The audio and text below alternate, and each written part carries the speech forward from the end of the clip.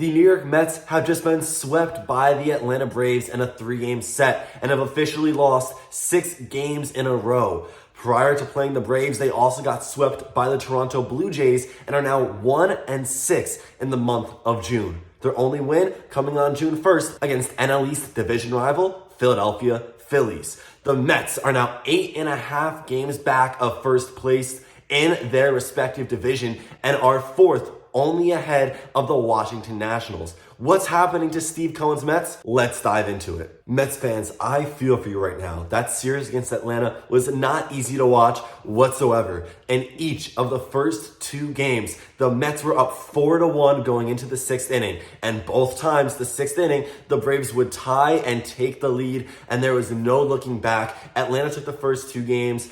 Very upsetting, very difficult to watch. Then in game 3, at different points in the matchup, the Mets were up 6-3, 9-5, and 10-6. Inevitably, they would lose the game in extra innings via an Ozzie Albies 3-run walk-off home run in the bottom of the 10th. The Mets just played 2 really difficult teams, and really 3 because the Phillies the end of May, the Blue Jays, and then the Atlanta Braves, but the schedule for the rest of June does not get any easier. They are playing the Pirates, the Yankees, the Cardinals, the Astros, the Phillies again, and the Milwaukee Brewers. They need to find a way to piece things together and salvage their 2023 season before it's too late. There is still plenty of time. They have the full month of June and the beginning of July before the All-Star break, but the Mets really need to change things up a little bit if they want to be serious contenders and make a push for the postseason here in 2023. Of course, it is possible, but things do need to change. If we look at their league rankings offensively, it's not ideal. They rank 20th in all of Major League Baseball with a .240 team batting average, and they rank 16th in the league with 277 runs scored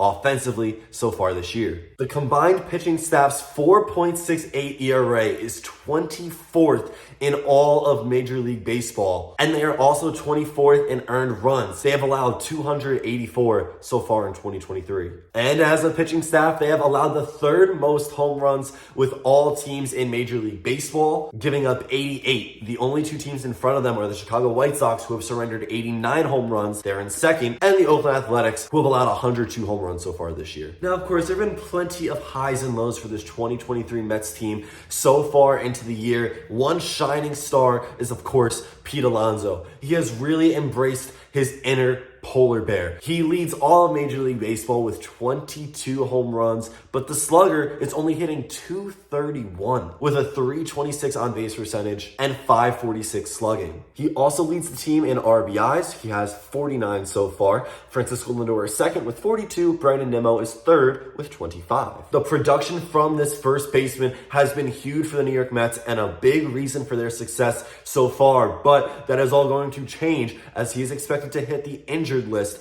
following the hit by pitch coming out of the hand of Charlie Morton in this Braves series. Pete took a fastball to the left wrist, and he is expected to miss a good chunk of time. So we'll have to see, can the Mets win some ball games without their biggest bat and their most valuable player so far in Pete Alonso. Yes, Francisco Lindor, starting shortstop for the New York Mets, getting paid $341 million, but he's not playing like it whatsoever. Of course, Lindor has some positives to his stat line so far. Like I said earlier, 42 RBIs, that's 2nd on the team. He's also tied for 2nd with 11 home runs. That's great, but there are so many inconsistencies when it comes to this ball player at the plate. He's only hitting .220 while simultaneously leading the Mets staff in strikeouts with 62 on the year. It is clear that he is not the same player that he was in Cleveland. Let alone last year, he finished off the season with a .270 batting average. He is really struggling to find himself at the plate, and it shows.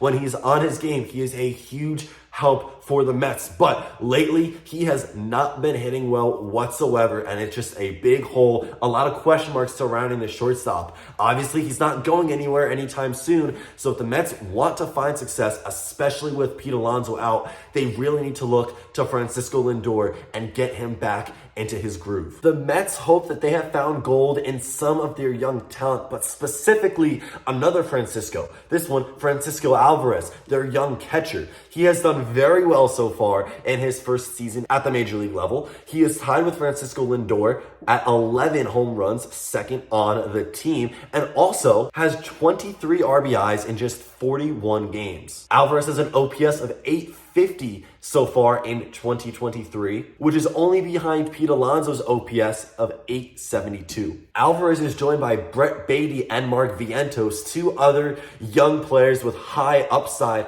on this Mets team right now, but they are not quite having the success as Alvarez. Mark Vientos is one of two primary DHs who are struggling right now on this team. Between Vientos and Vogelbach, the Mets need to find a better solution at their designated hitter role. Vientos has 1 home run and 4 RBIs through 37 at-bats at the major league level this year. His batting average is a mere 162. His counterpart, Daniel Vogelbach, is also trying to find signs of his old self as he is struggling big time at the plate as well. With 118 at-bats in 2023, Vogelbach is hitting .203 with 2 home runs and 14 RBIs. His OPS on the year is .640, which is pretty good, but between Vientos and Vogelbach, neither guy is really showing that they deserve to be that main DH role for this team. Infielder Brett Baty looks to have a meaningful impact on the offensive side of the ball. Right now, his average is a little low at .239. However, he does have a .316 on base percentage, .370 slugging, and .686 OPS. Brandon Nimmo and Jeff McNeil are some of the only players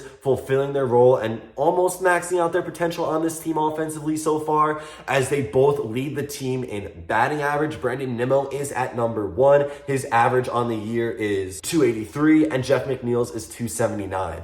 Of all qualified batters on the Mets, Starling Marte has the only other batting average above .250 on the team, and his is .254. On the other side of the ball, the pitching staff has not been great. Of course, they're paying $86.6 million this year alone to Max Scherzer and Justin Verlander. Both have spent time on the injured list.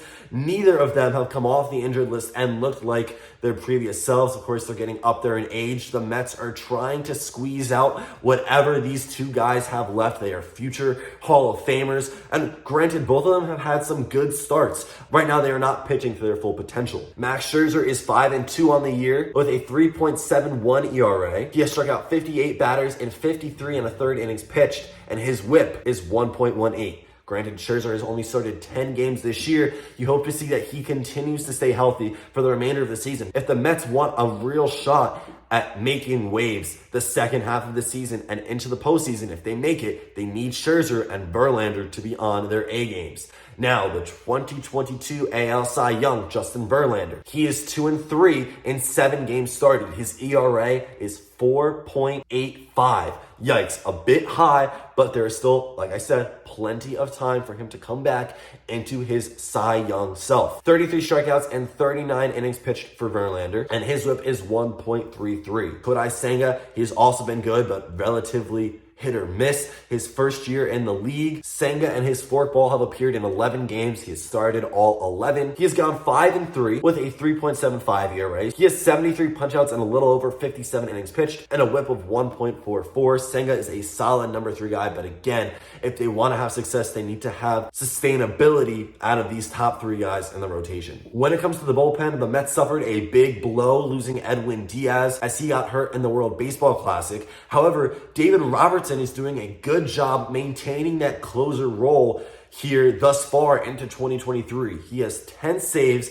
and 12 opportunities and a sub-2 ERA, striking out 35 guys in all of his 2023 appearances. Adam Ottavino has also taken on that closer role at points so far this season. He has 5 saves in 6 chances, 24 strikeouts, and 24 and a third innings pitched, but an inflated 4.38 ERA. After the Mets got swept by the Braves in Game 3, Buck Showalter said in his post-game interview that he is relatively proud of this New York Mets team. They are currently 3 games out of the 3rd wildcard spot in the National League and 8.5 behind the Braves for first place in the NL East. The month of June is going to be a good test to see if the Mets can turn things around and really make a run at October baseball. They have a lot of work to be done, especially with the possible absence of Pete Alonso. The Mets cannot sustain this level of play and this quality of play for the payroll that they have. And their fan base right now is having a hard hard time staying positive. So something has to change. I don't know what it is, but the Mets have potential. They are in a tough division. They could still make things happen. There are a lot of moving parts for this Mets team right now, but that is going to go ahead and end it for this video. Comment down below what you guys think the Mets need to do to change things up a little bit, or how you think they will perform the remainder of this season. Guys, that's going to be it. Thank you so much for watching. I'll see you all next time. Peace.